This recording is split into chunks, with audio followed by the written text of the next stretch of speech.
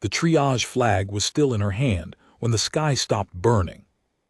Staff Sergeant Kel Maddox stood in the wreckage of Forward Aid Station 7, the orange marker gripped in fingers that hadn't trembled once in the last 41 hours, and watched the last Scorathi gunship peel away from the ridgeline and disappear north into a sky the color of bleached bone. The desert plateau around her was silent for the first time since the column had been hit. No plasma fire, no concussive detonations, no screaming alien or human. Just the wind, dry and chemical, carrying fine yellow dust that tasted like copper and rust. The quiet was worse. She released the triage flag and let it fall onto the field table beside the others, 4 flags total, each a different color, each meaning something that no medic wanted it to mean. Black was the one she hated. Black meant expectant. Black meant there was nothing left to do except make them comfortable and move on to someone who still had a chance. She had planted 3 black flags in the last 2 hours. Maddox, the voice behind her was tight with pain. Corporal Dents, her field assistant, was sitting against the overturned hull of their medical transport, his left leg splinted with a Scorathi equipment rod that Maddox had cut to length with a bone saw. His face was gray beneath the dust. They're pulling back. For now. She scanned the plateau, reading the aftermath the way she had been trained to read it, not as a soldier-assessed threat, but as a medic-assessed need. The column's wreckage stretched across 300 meters of flat, sun-baked hardpan. 4 transport vehicles, 2 of them burning, 1 overturned, 1 intact but immobilized with a cracked drive housing. The escort 2 armored personnel carriers and a light gun platform had been hit first and hardest. The gun platform was a heap of slag at the column's head. 1 APC was split open along its lateral seam, the armor peeled back like the skin of a fruit, and the other had taken a direct hit from something heavy enough to flip it onto its roof. Bodies, she counted what she could see, 11 human.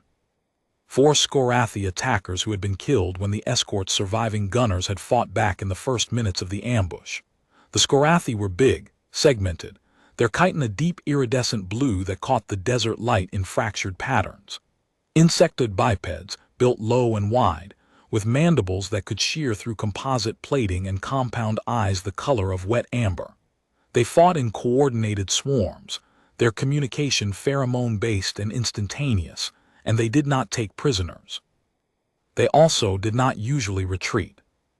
Maddox filed that. The Scorathi pulling back meant something, either reinforcements incoming or they were regrouping for a second pass. Either way, the clock had started. She turned back to the aid station, which was no longer a station so much as a collection of salvaged supplies arranged on the ground in the order she had learned at Camp Rourke 7 years ago. Airways, hemorrhage control, fluids, pharmaceuticals, surgical tools, and a single portable biomonitor that was running on its backup cell and showing her exactly how bad things were. 7 survivors, 11 dead, 3 of the survivors critical. She walked the line. Private First Class Oma Trask lay on a thermal blanket with a compressed bandage packed against the left side of her abdomen. The wound was from a Scorathi flechette, a barbed chitinous projectile fired from a biological launcher embedded in the forearm. The barbs had lodged in the oblique muscle wall and were too deep to extract in the field without risking the descending colon. Maddox had stabilized the bleeding, administered broad-spectrum antibiotics from the field kit, and set a slow IV drip from a bag she'd pulled from the wrecked transport. Trask was conscious, her jaw locked, her eyes fixed on the sky. She was not complaining. She was 23 years old. Hold pressure, Maddox told her. Don't shift your hips. Copy, Sergeant. Next, Specialist Grath, the column's communications tech, was propped against a supply crate with both hands wrapped around a receiver unit he was trying to coax back to life. He had a laceration across his forehead that Maddox had closed with field staples, and a probable concussion that she could diagnose by the way his pupils responded to her penlight. The left was sluggish, 2 beats behind the right. He should have been lying flat with his neck stabilized. Instead, He was working the receiver, because if he got it working, they could call for extraction. Signal. Nothing yet. The Scorathi are running broad-spectrum jamming across the plateau, military grade. I can hear the carrier wave, but I can't punch through it. He looked up. His eyes were steady despite the concussion. Give me 30 minutes. You don't have 30 minutes to sit up. Lie back. Sergeant. Lie back and work the receiver flat. If you vomit from the concussion and aspirate, I can't intubate you out here. I don't have the tube. He lay back, he kept working. The third critical case was the one that kept pulling at her attention the way a wound pulled at suture thread. Lieutenant Commander Vasari lay on the ground behind the intact transport vehicle, in the shade of its hull, unconscious and breathing in a pattern that Maddox recognized from her surgical rotation at Fleet Medical Shallow, irregular, with a slight hitch at the top of each inhalation that meant fluid was accumulating somewhere it shouldn't be. Vasari was the column's ranking officer. She had been in the lead APC when the ambush hit. The vehicle's inversion had slammed her against the interior bulkhead hard enough to crack 3 ribs on the right side and drive one of them into the pleural cavity. Maddox had decompressed the tension pneumothorax with a needle thoracostomy. A 14-gauge catheter punched through the chest wall between the second and third rib, and the lung had reinflated. But the underlying rib fracture was unstable, and the pleural space was collecting blood. Hemothorax, progressive. Without a chest tube and a proper drainage system, the blood would continue to accumulate, compress the lung again, and eventually cause cardiovascular collapse. Maddox had the knowledge to insert a chest tube. She had the steady hands. What she did not have was a chest tube. The field kit carried one, standard, but it had been in the transport that was currently burning 60 meters south. She had improvised. A section of flexible tubing from the transport's coolant system, sterilized as well as she could manage with antiseptic solution, trimmed to diameter with her surgical scissors, and perforated with 4 lateral holes using the point of her field knife. It was ugly. It was not rated for medical use. It would work for approximately 6 to 8 hours before the material degraded in contact with biological fluid and became a contamination risk. She checked her watch. 4 hours since insertion. The clock was already running. Maddox moved to the walking wounded. She assessed them methodically, the way she assessed everything without rush, without waste, each examination precisely as long as it needed to be and not a second longer. Corporal Hine had a fractured left wrist, splinted and immobilized, and a plasma burn across his upper back that had blistered the skin in a long, uneven stripe from the left scapula to the right shoulder blade. The burn was second degree, painful but not life-threatening. She cleaned it, applied a layer of biosynthetic wound gel from the kit, and covered it with a sterile sheet. Private Ewan had taken a piece of shrapnel vehicle hull, not Scorathi flechette in the meat of his left thigh. She had debrided it during the first hour, extracted the fragment with forceps, and packed the wound with hemostatic gauze. He was ambulatory, limping, functional. His eyes were alert and his color was good. Sergeant Coley, the convoy's surviving vehicle operator, had a mild blast concussion from the gun platform explosion and a laceration along her jawline that Maddox had closed with 4 staples. She was steady, oriented to time and place, and had already begun organizing weapons and ammunition from the wrecked vehicles without being asked. Private Voss, the youngest 19, his first deployment beyond the Sol perimeter, had no visible wounds but presented the flat, disconnected gaze that Maddox recognized as acute stress response. He was functional but operating on the minimum output that his nervous system would allow. She sat him down, gave him water, and assigned him a task: inventory the salvageable medical supplies from the overturned transport. Specific tasks helped. They gave the brain something to organize around. Status, Dents asked from his position against the hull. Vasari's tube is holding, but the drainage is increasing. She's losing volume. I need to get her to a surgical bay in the next 4 hours or the tube fails, and we're back to square one with nothing left to improvise. Extraction. Grath's working it. And if he can't break through the jamming. Maddox looked at Dents. He was a good assistant, steady, competent, didn't ask questions when the cutting started, asked the right questions when it stopped. He deserved an honest answer. Then I drive her out myself. Dents's expression didn't change. He was past the point where bad plans surprised him. The road's blocked. They hit the lead vehicles specifically to bottle us in.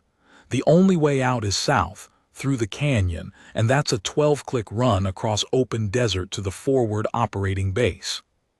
12 clicks. The intact transport's drive housing is cracked, but the locomotor system still functions. I checked. It'll run rough, maybe 20 clicks per hour on the hardpan, less in the canyon. Through Scorathi-held territory. The Scorathi pulled back north. The canyon runs south. They pulled back. That doesn't mean they left. No, it doesn't. She turned to the supply arrangement and began repacking her surgical kit. But Vasari's tube fails in 4 hours. The IV fluids I have will sustain Trask for maybe 6 before she needs surgical intervention for those flechette barbs. Grath's concussion needs imaging within 8 hours, or I can't rule out epidural hematoma. Those are the numbers. Everything else is geography. Dents watched her pack. You're not taking the other wounded. The other 4 survivors were walking wounded. They could move under their own power. The 3 critical patients could not. Trask can ride in the transport bed if we immobilize her. Vasari goes on the stretcher rack. I need to be next to her to manage the tube. Grath rides shotgun if he can stay conscious. And the walking wounded. They stay here. Defensible position, supplies, weapons from the wrecks. If Grath breaks through the jamming before we leave, they call for extraction. If not, I send it from the fob when we arrive. You're splitting the survivors. I'm triaging. The ones who can wait, wait. The ones who can't, come with me. Before she packed the last of the surgical kit, she walked the dead. No field manual described this part adequately. The manuals were written for soldiers who moved past the dead and medics who had already triaged them. Maddox was both and neither. She moved through the wreckage with the same methodical attention she gave her living patients, but her purpose now was salvage. From Sergeant Okoro, the convoy's senior NCO, killed when the gun platform took a direct hit, she recovered a full canteen, hemostatic gauze, and a kinetic pistol with a half-loaded magazine. She checked the action, cleared sand from the chamber, holstered it. From Private Nair she took a field dressing and a sealed thermal blanket. Nair had been 20 years old. She took the supplies without ceremony, because ceremony was a luxury that belonged to people who had time. From Corporal Diaz she recovered 2 field rations and a signal flare.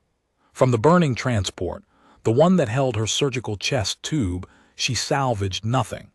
She stood at the edge of the heat radius for 6 seconds and determined that the medical supply crates had been consumed. The chest tube, the backup IV sets, the portable ventilator, all ash. She catalogued what remained: 4 IV bags, 12 rolls of compression bandage, 6 field dressings, 1 surgical kit, the portable biomonitor on its backup cell, 3 syringes of morphine, 2 of antibiotic, 1 of epinephrine, the improvised chest tube assembly, the scavenged pistol. It was barely enough for a desperate ambulance run across 12 kilometers of hostile terrain. It would have to do. She finished packing the kit and turned to the intact transport. It was a standard field medical vehicle boxy, armored on the flanks but not the undercarriage, designed for moving casualties from point of wounding to aid station, not for running a gauntlet through hostile territory. The drive housing had a visible crack along the forward mounting, and when she powered up the locomotor system, the vibration was rough and asymmetric, a grinding tremor that she could feel through the soles of her boots. It would run, it would not run well. She checked the chrono on her wrist. 1,400 hours. Sunset on this world designated Kira's 4, a Class 7 marginal planet with a thin atmosphere and a surface temperature that dropped 40 degrees after dark, came at approximately 1,700. If she left now, she could reach the fob before dark. If she waited, the temperature drop would complicate Vasari's hemothorax and Trask's abdominal wound. And the Scorathi, whose compound eyes functioned better in low light than human eyes, would have the advantage. She didn't wait. Dents, you're in charge here. Keep the walking wounded inside the APC perimeter. Conserve water. Coley has the weapons organized, let her run the defense. If the Scorathi come back, don't engage unless they close to 50 meters. The kinetic rounds you've got won't penetrate their chitin at range. Coley stepped up, her jaw stapled and her expression hard and competent. I've got 3 functioning sidearms, 1 kinetic rifle with half a magazine, and 4 fragmentation charges from the APC wreck. I can hold this perimeter. I know you can. That's why I'm leaving you in charge of the defense. Maddox turned to Dents. Medical decisions stay with you. If anyone's condition changes, document it. When extraction arrives, give them the notes. Your leg, Dents said. She looked down. There was a wound on her right calf that she had been ignoring since the ambush, a shallow laceration from a piece of the APC's hull plating that had become shrapnel when the vehicle split. She had field-dressed it herself between treating Trask and decompressing Vasari's chest, wrapping it with a compression bandage and 2 strips of adhesive tape. It hurt, in the distant way that wounds hurt when the medic's brain was too busy cataloging other people's injuries to fully register its own. It's superficial. I'll dress it properly at the fob. You've been on your feet for 41 hours. 43 by the time I get there. She loaded the transport.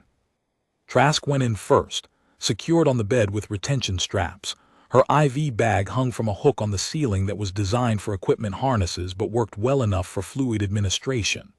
Vasari went on the stretcher rack beside her, still unconscious, the improvised chest tube draining into a collection bag that Maddox had fashioned from a sealed ration pouch. She checked the tube's position, the drainage color, the rate, still serous, still manageable, still counting down. Grath climbed into the passenger seat under his own power, the receiver unit cradled in his lap, his fingers still working the frequency dials even as he settled into the seat. His left pupil was still sluggish. Maddox noted it and filed it alongside the other numbers that were running in the back of her mind, the continuous, silent arithmetic of a field medic operating beyond the margin of safety. She climbed into the driver's seat, engaged the locomotor system, and felt the transport shudder to life beneath her. The grinding vibration in the drive housing was louder from inside, a rhythmic clanking that accompanied every meter of forward motion like a mechanical heartbeat that was slightly off time. Heading south, she said over the local comm. Dents, if the jamming clears, call Kestrel Base Priority Medical. 3 critical, 1 chest tube on borrowed time. We need surgical and blood products on arrival. Copy, Sergeant. Stay on the hardpan as long as you can. The canyon entrance is about 4 clicks south. You'll see the rock formations. Stay left at the fork. The right branch dead ends at a collapsed overhang. Understood. Maddox. She looked back at him through the rear viewport. He was leaning against the hull, his splinted leg extended, one hand raised in a gesture that wasn't a salute and wasn't a wave, but existed in the space between where soldiers communicated the things they couldn't say through channels. She nodded, then she drove. The hardpan was flat and featureless for the first 2 kilometers, a sun-blasted expanse of cracked yellow earth that stretched to the horizon in every direction. The transport's locomotor treads bit into the surface with a steady crunch, and Maddox held the speed at 18 clicks per hour any faster, and the drive housing vibration worsened to the point where she could feel it shaking the stretcher rack, which meant it was shaking Vasari, which meant it was shaking the chest tube, which was unacceptable. She drove with one hand on the steering yoke and the other reaching back to check Vasari's pulse every 4 minutes. The pulse was there rapid, thready, weaker than it had been an hour ago. The hemothorax was progressing. She adjusted the collection bag, cleared a small clot from the tube's proximal drainage hole with a syringe of saline, and checked the volume. 200 milliliters since insertion. For a wound this size, that was moderate.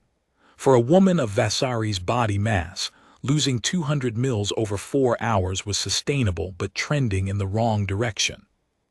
Grath anything. The jamming signal is weaker out here. I'm getting fringe carrier. Give me another click, maybe 2. Keep working. At the 3-kilometer mark, Maddox caught movement on the eastern horizon. She slowed the transport and studied it through the cracked viewport. Heat shimmer distorted the image, but she could make out shapes low, dark, moving in the deliberate staccato rhythm of Scorathi scouts. 3 of them, running parallel to the transport's course at approximately 2 kilometers distance. They were not closing. They were shadowing. Grath. We have company. He looked east, squinting through the concussion. Scouts, they're marking our heading. And reporting it back to the main element. Maddox checked the chrono. 14:22.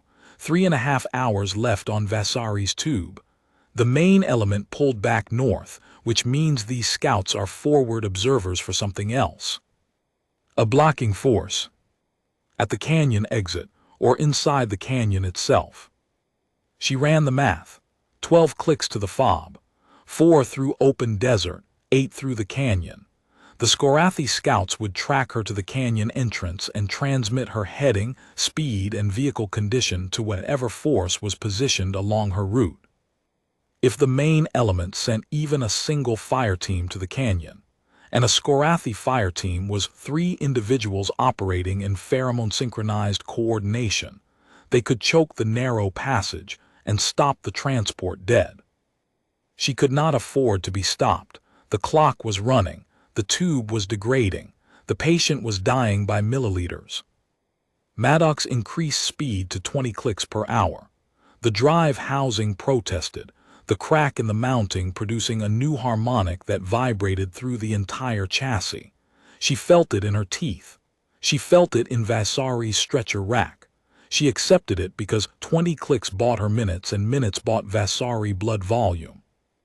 The canyon entrance appeared at the 4-kilometer mark, exactly where Dents had said it would be, a narrow gap between 2 towering formations of layered sedimentary rock, the strata banded in shades of ochre and rust and pale cream, eroded by wind into shapes that looked almost architectural.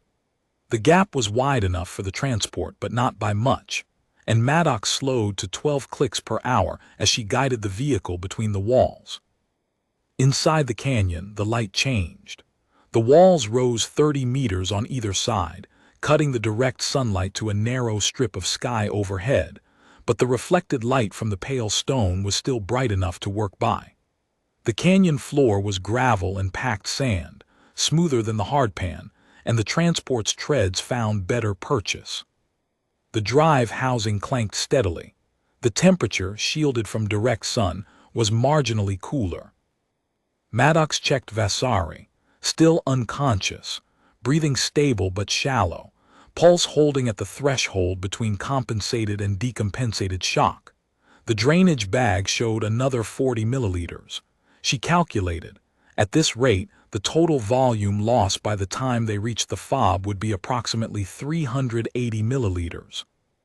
Significant but not critical, provided the tube held and the drainage didn't shift from serous to frank blood, which would indicate active arterial bleeding rather than passive accumulation. She checked the tube itself. The improvised coolant system plastic was beginning to show the first signs of degradation at the insertion site, a faint discoloration, a softening of the material where biological fluid had been in contact for 4.5 hours. She pressed the tubing gently with her thumb. It gave slightly, not much, enough to notice. She checked her own wound. The bandage on her calf was showing a small bloom of red at the center. She ignored it. Her body was a resource, and resources were allocated by priority. The priority was the 3 people behind her and beside her. The canyon curved at the 5-kilometer mark, a slow bend to the west that took the transport around a massive pillar of eroded stone. On the far side of the curve, the passage widened briefly into a small natural amphitheater, an open space perhaps 50 meters across, the walls lower here, the canyon floor flat and sandy. Maddox scanned it as they entered.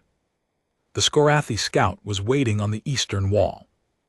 She saw it at the same moment it saw her, a single insectoid form crouched on a ledge 8 meters up, its compound eyes tracking the transport as it emerged from the curve. It was an observer, not a fighter. It carried no visible weapon heavier than the biological launcher in its forearm. Its purpose was to confirm the transport's position and heading, and transmit that information via pheromone burst to the main force. The pheromone burst was instantaneous. There was nothing Maddox could do to prevent it. The scout's mandibles opened and closed in a rapid sequence, and a chemical plume rose from the glands at the base of its thorax, a cloud of signal molecules that would carry downwind through the canyon like an invisible flare, readable by any Scorathi within 2 kilometers. They knew where she was. They knew which direction she was moving. They knew the vehicle was damaged and slow. Maddox did not stop. She pushed the transport through the amphitheater and back into the narrow passage beyond it, the walls closing in again on both sides, the strip of sky overhead narrowing to a sliver. The scout did not fire. It stayed on its ledge, its compound eyes following the transport until the curve of the canyon wall cut the sight line. "They know," Grath said. "They knew before we entered. The scouts on the hardpan were tracking us from the start. What do we do?" "We keep driving." The canyon forked at the 6-kilometer mark. Left. She steered left and the passage narrowed further, the walls close enough that she could have reached out the window and touched the stone on either side. The transport fit, barely. The side mirrors scraped rock on 2 occasions, producing a sound that made Grath wince despite his concussion. At the 6.5-kilometer mark, the canyon floor dropped. A flash flood erosion channel, dry now but carved deep into the gravel bed, cut across the passage at a 45-degree angle, creating a step-down of nearly a meter. Maddox saw it too late to stop completely. She braked hard, the transport's treads grinding and throwing gravel, and the vehicle nosed down into the channel with a jolt that slammed her chest against the steering yoke, and sent a shock through the stretcher rack that she heard in Trask's grunt, and felt in the way the entire vehicle frame torqued sideways. The drive housing howled. For 2 seconds, the right tread spun in loose gravel without purchase, the transport listing sideways in the channel, and Maddox thought this is where it ends, not at the hands of the Scorathi, not in combat, but in a dry creek bed in a canyon on a planet that didn't even rate a proper name, just a designation and a number. Kira's 4. The place where a medic's improvised chest tube failed because a flash flood scar shook it loose. Then the tread caught. The transport lurched forward, climbed the far bank of the channel, and ground back onto level gravel. The drive housing settled into its damaged rhythm, clank, clank, hitch, clank, and Maddox exhaled once, through her nose, and checked Vasari. The tube had shifted.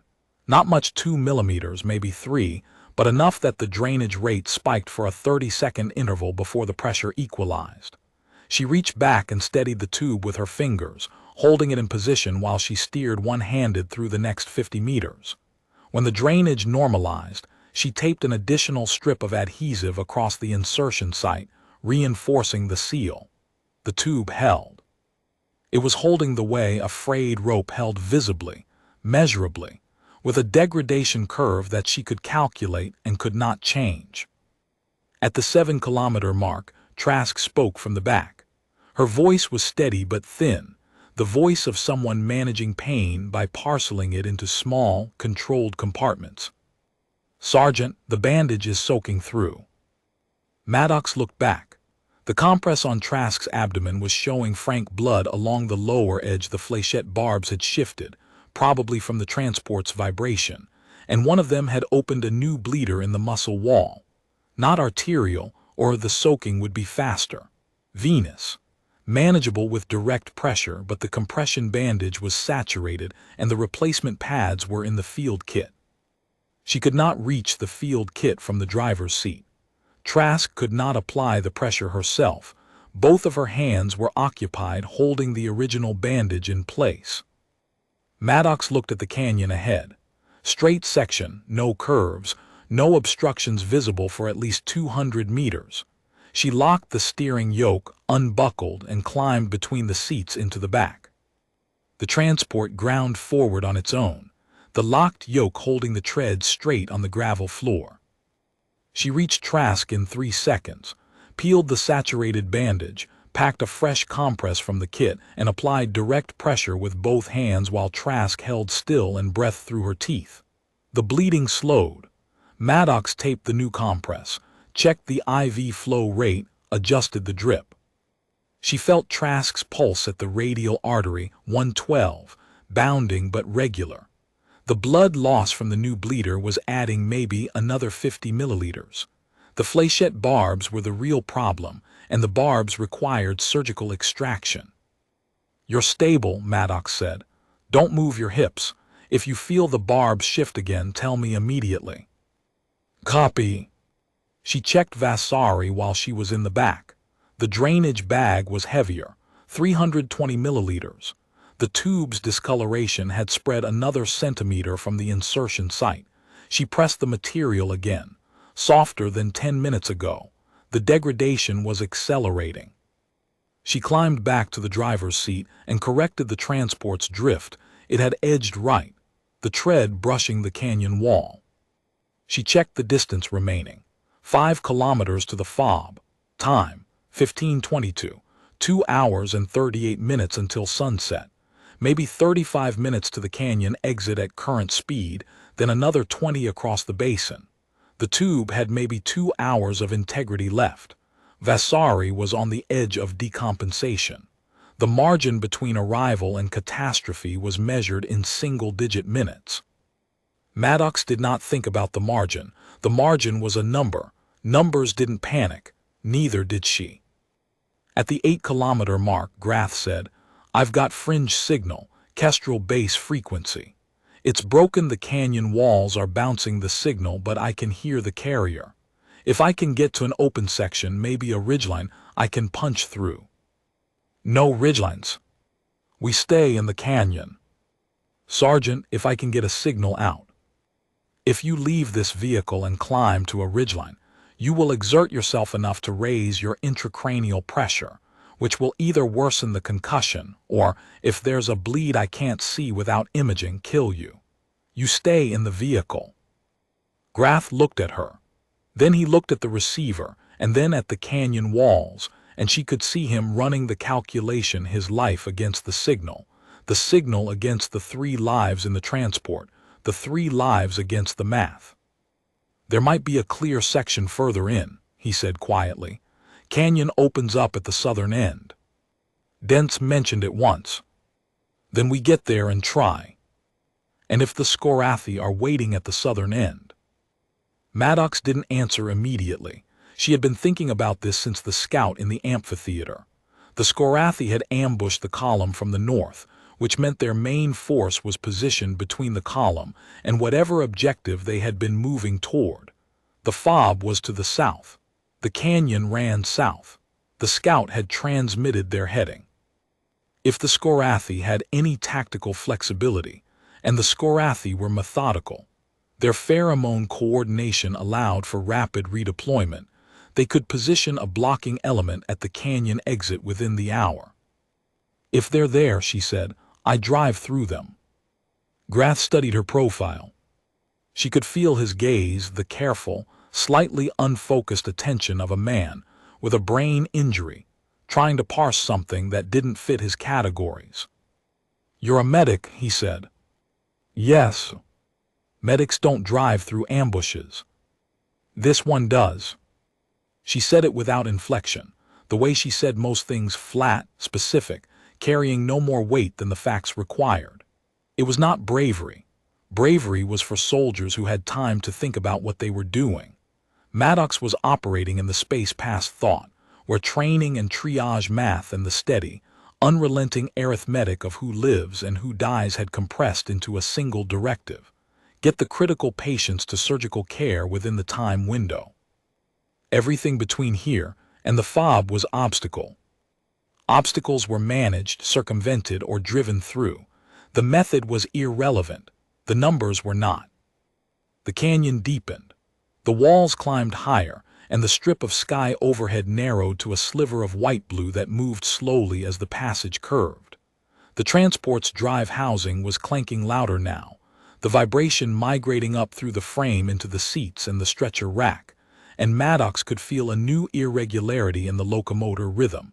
A hitch, every third cycle, that suggested the crack in the housing was propagating. She had no tools to fix it. She drove on.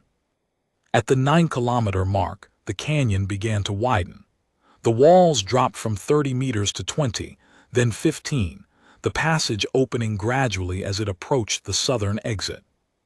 Daylight flooded back in, the late afternoon sun throwing long amber shafts across the gravel floor and painting the canyon walls in bands of warm gold.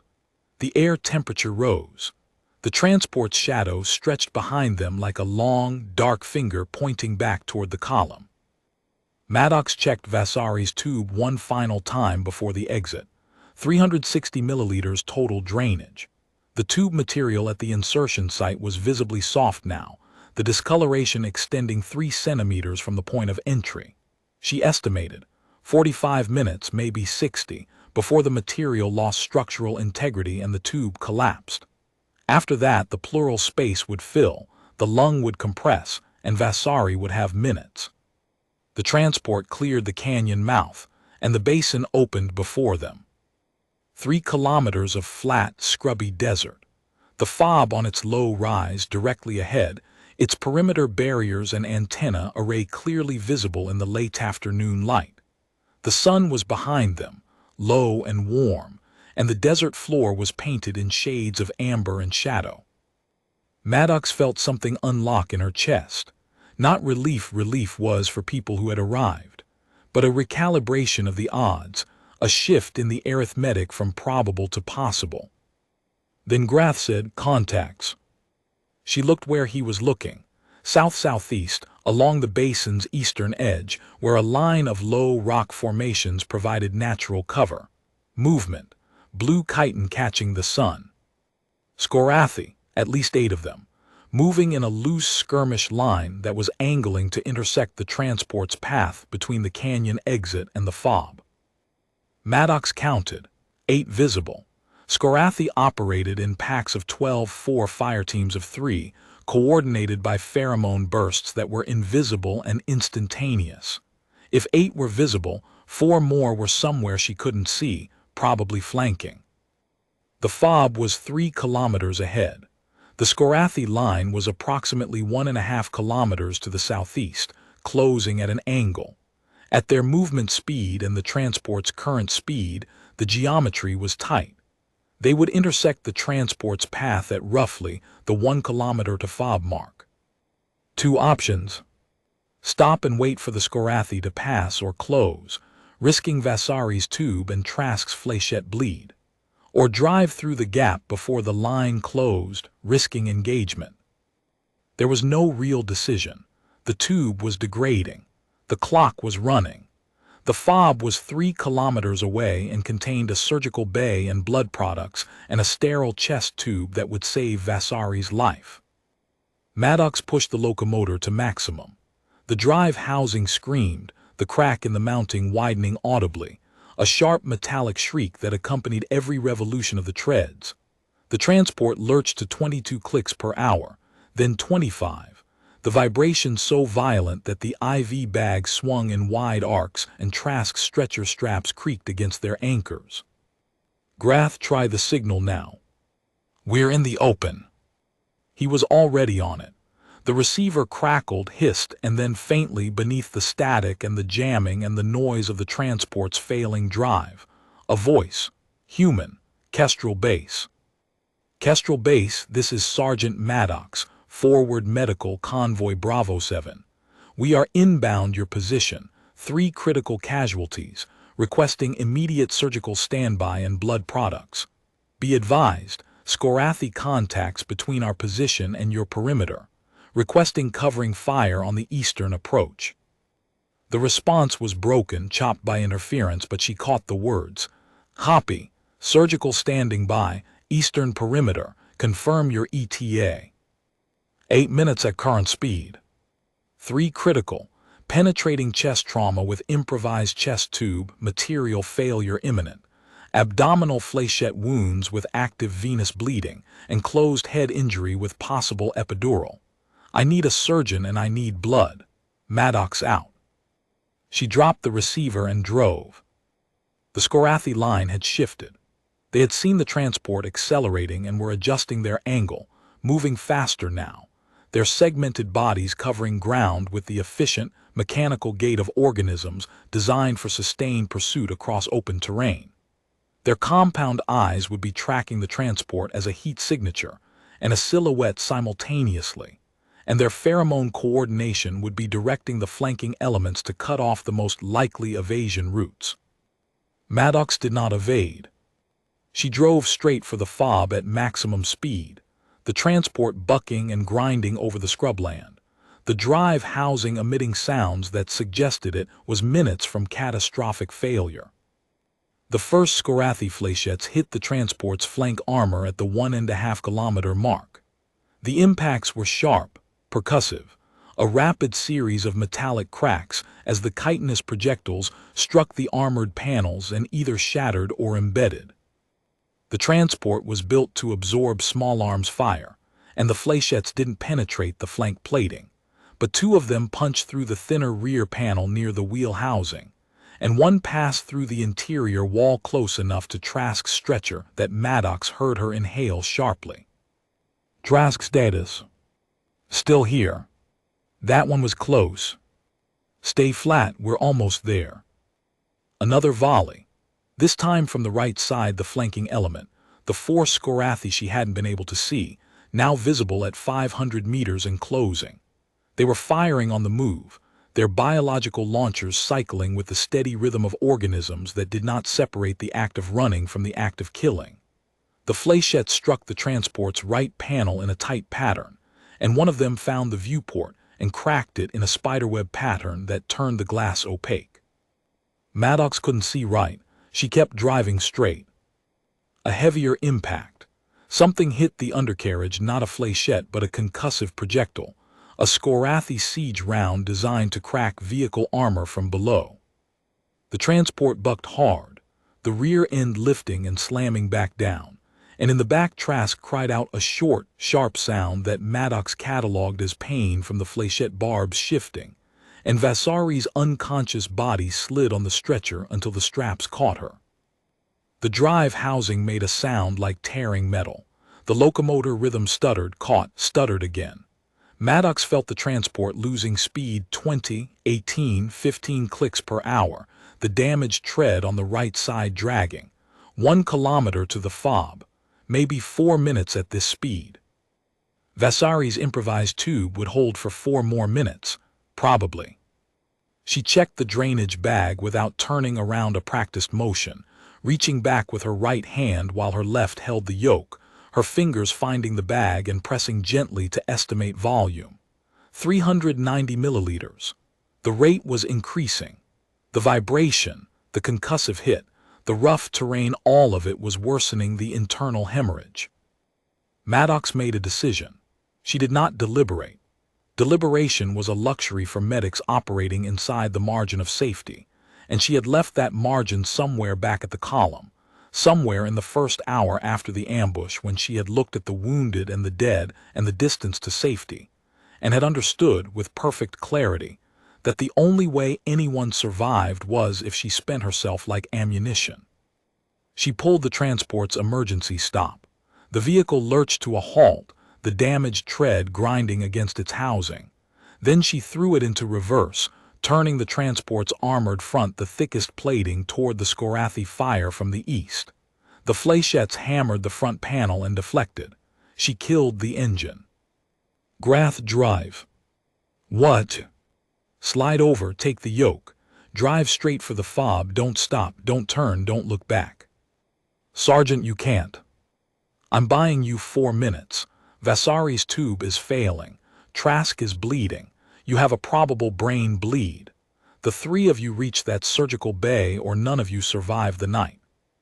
Drive. She was already out of the seat, already opening the transport's rear emergency hatch, already pulling the sidearm from the vehicle's emergency weapon locker, a standard-issue kinetic pistol, 10 rounds, intended for defense of wounded personnel during evacuation. She checked the magazine. Full. She took a second magazine from the locker. 20 rounds total. Grath stared at her. His concussed eyes were wide, and she could see the moment when he understood what she was doing, not the tactical decision, which was straightforward, but the math behind it. The math that said 3 critical patients in a dying transport, with a failing chest tube and a closing enemy, required someone to stay behind and hold the gap. And the math that said the someone who stayed was the one whose skills were no longer the limiting factor, because the limiting factor was now a surgical bay and a sterile chest tube and a blood bank, none of which Maddox carried. She was the one resource that could be spent. Drive Grath now. He slid into the driver's seat. His hands shook on the yoke. Concussion, not fear, and the transport's engine coughed and caught, and the damaged tread ground forward, the vehicle lurching toward the fob at whatever speed the ruined drive housing could sustain.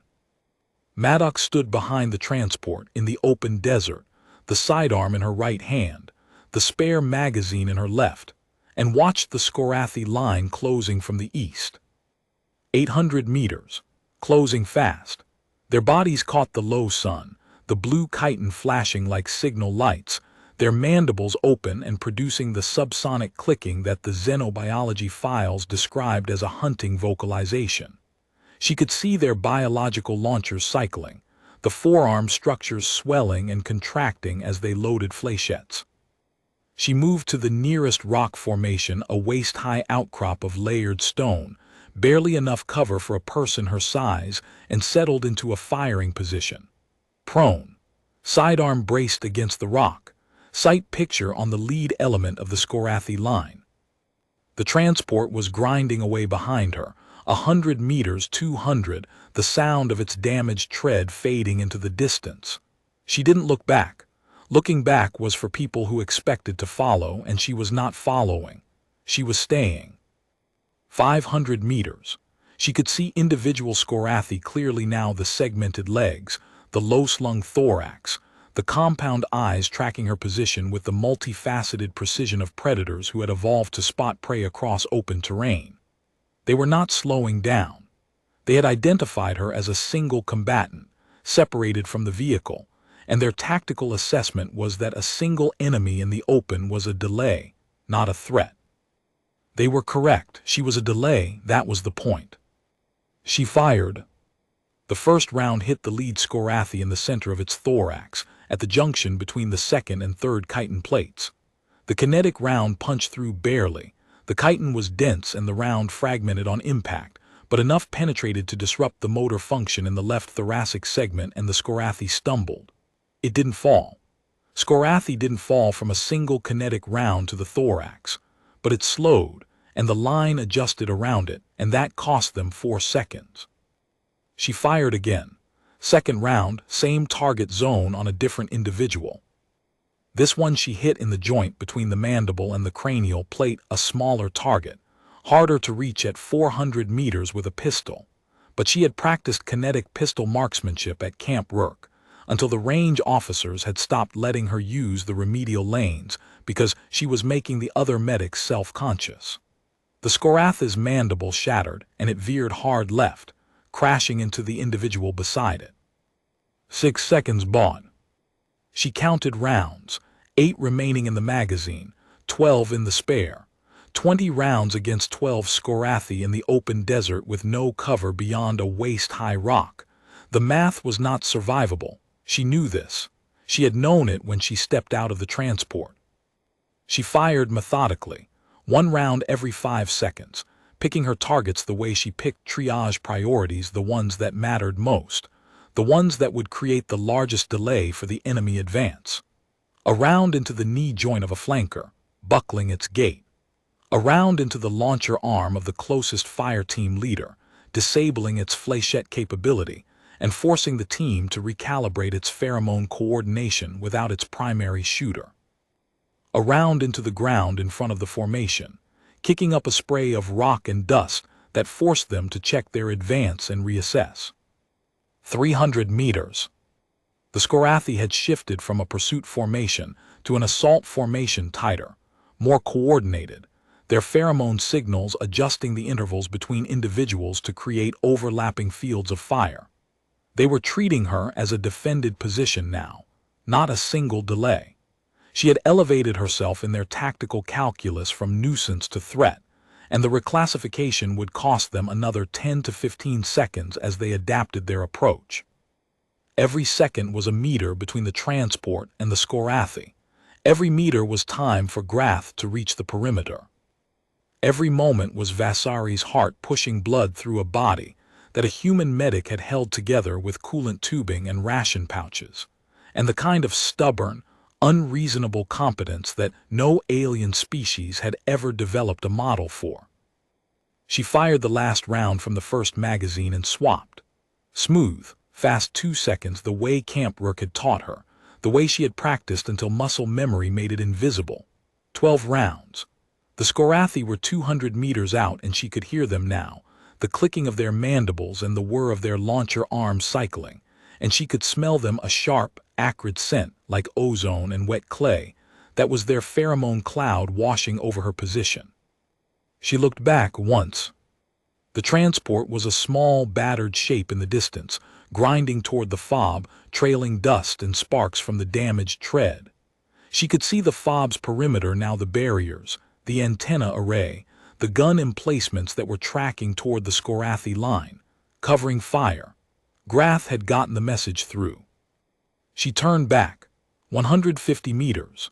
She fired twice more, dropping one with a shot through the compound eye cluster that ruptured the sensory organs and sent it spinning into the dirt, and slowing another with a hit to the thorax that cracked the chitin without full penetration. 10 rounds, 100 meters. The fléchettes came. A volley of 6 aimed low, the barbed projectiles whipping past her at knee height. One struck the rock she was using for cover and shattered. 2 embedded in the dirt beside her.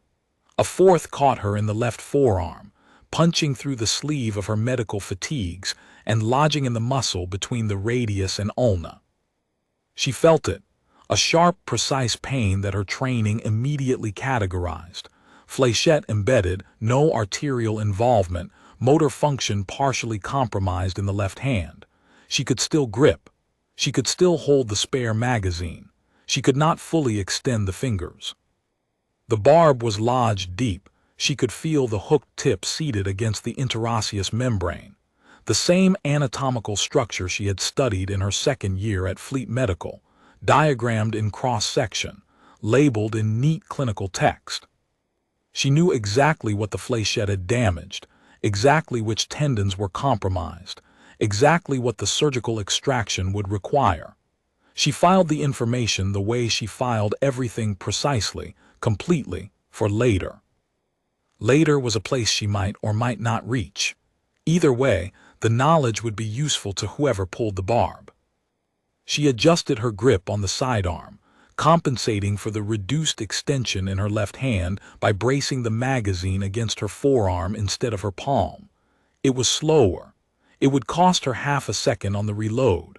Half a second was a margin she could accept. She kept firing. The perimeter guns opened up. She heard them before she saw the impacts, the deep, rhythmic thudding of crew-served kinetic weapons firing at cyclic rate from the fob's eastern emplacements. The rounds tore into the Scorathi formation from the flank, and the effect was immediate. 3 Scorathi went down in the first burst, their chitin armor no match for heavy kinetic rounds at close range. The others scattered, their pheromone coordination disrupted by the sudden loss of 3 individuals, and the assault formation disintegrated into individual evasion. Maddox stopped firing. The Scorathi were no longer advancing on her position. They were falling back, the surviving members of the formation pulling the wounded with them, retreating toward the rock formations on the eastern edge of the basin. The clicking faded. The acrid pheromone smell thinned in the wind. She lowered the sidearm. Her hands were steady. They had been steady for 43 hours. She stood up from behind the rock formation and began walking toward the fob. Her right calf was bleeding through the bandage. The flechette in her left forearm throbbed with each pulse. Each step sent a small pulse of pain up her leg that she catalogued and dismissed. Her body was a resource. It had been spent. What remained was sufficient to cover the distance. The transport had reached the perimeter. She could see the medical team swarming it, figures in surgical whites pulling stretchers from the rear hatch. The controlled urgency of professionals who had been warned what was coming and had prepared for it. They would have Vasari on the surgical table within minutes. The sterile chest tube would go in. The blood products would stabilize her volume. The improvised coolant tubing would be removed and discarded, an ugly piece of desperate field medicine that had served its purpose and kept a woman's lung inflated across 12 kilometers of hostile desert. Maddox walked. 700 meters of open desert between the rock outcrop and the fob perimeter gate. She walked it at an even pace, not hurrying, not dragging, the sidearm hanging loose in her right hand, her left arm held close to her body with the flechette still embedded. The blood from the forearm wound had run down her hand and dried between her fingers, stiffening them into a partial curl that looked, from a distance, like a fist. It was not a fist. It was a wound that she had not yet allocated time to treat. Around her, the desert was settling into the long amber light of late afternoon, the shadows stretching eastward from every rock and scrub plant, the air beginning to cool at the edges. The Scorathi had withdrawn beyond the eastern rock formations. She could not see them. She could still smell them, that faint ozone and clay trace on the wind, growing fainter with each step. At the 300-meter mark, a perimeter patrol vehicle rolled out to meet her. 2 soldiers in the back, weapons ready, scanning the eastern basin. The driver slowed beside her and the passenger-side soldier leaned out. "Sergeant Maddox, we can give you a ride." "I can walk." "Sergeant, you're bleeding." She looked down at the trail. She was leaving a faint, intermittent line of red drops on the yellow earth, marking her path from the rock outcrop to here. Her right boot was dark with it. She hadn't noticed. Or she had noticed and had filed it under the same category as the flechette and the calf wound and the 43 hours and everything else that was real and relevant, and not yet her priority. "I can walk," she said again, and she did. The sun was low, the shadows long, and the desert was quiet again. She felt the exhaustion now, really felt it. The full weight of 43 hours without sleep.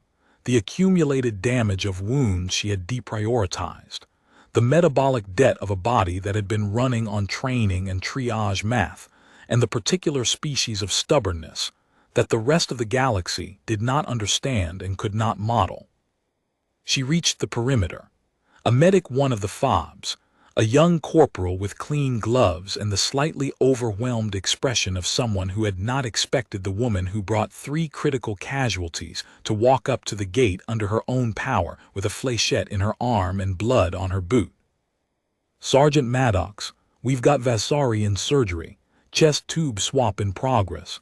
Trask is in pre-op for flechette extraction. Grath is in imaging." "Good." She handed the sidearm to the corporal, grip first. "There are 4 more survivors at the column site, 12 clicks north. Corporal Dents, walking wounded, defensible position. They need extraction before dark." "I'll relay it." "Relay it now." The corporal relayed it. Maddox walked to the medical bay.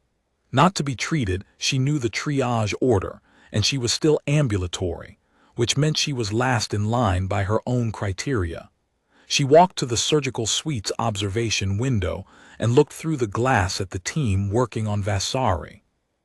The surgeon had the chest open, a controlled thoracotomy, standard for a progressive hemothorax with rib fragments in the pleural cavity. The improvised coolant tube was lying on the surgical tray, a piece of industrial plastic that had been asked to do the work of medical-grade silicone, and had done it for 6 hours and 12 kilometers across a desert. The real chest tube was in place, the drainage system capturing accumulated blood in measured increments while the surgeon isolated and cauterized the bleeding vessel. Vasari would survive. Maddox stood at the window and watched the surgery and felt nothing that she could name.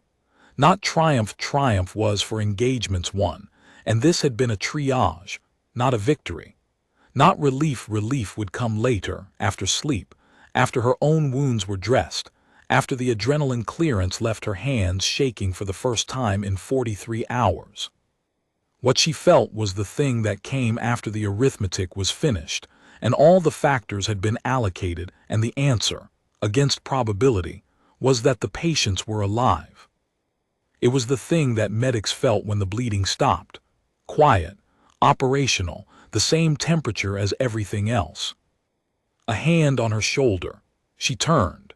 Grath was standing there, a surgical dressing on his forehead, his left eye patched where the imaging had confirmed a minor subdural that would resolve with monitoring. He was supposed to be lying down. He was not lying down. "Sergeant," he said, "column for Dents and the others is already rolling. Should arrive before sunset." "Good." He hesitated, then, "You stepped out of the transport." "Yes." 20 rounds, against a Scorathi assault line. In the open. The geometry required it. He looked at her the way Dents had looked at her, the way Trask had looked at her, the way the young corporal at the gate had looked at her, with the specific expression of someone who was trying to fit what they had seen into a framework that made sense, and finding that the framework needed a new category. "That wasn't geometry, Sergeant." Maddox looked at him. The surgical lights from the observation window cast a clean, bright glow across her face, illuminating the dust and the dried blood and the fatigue lines, and the eyes that had not changed their expression once in 43 hours. "No," she said, "it was the job." She looked back through the window. The surgeon was closing. The monitors showed stable vitals.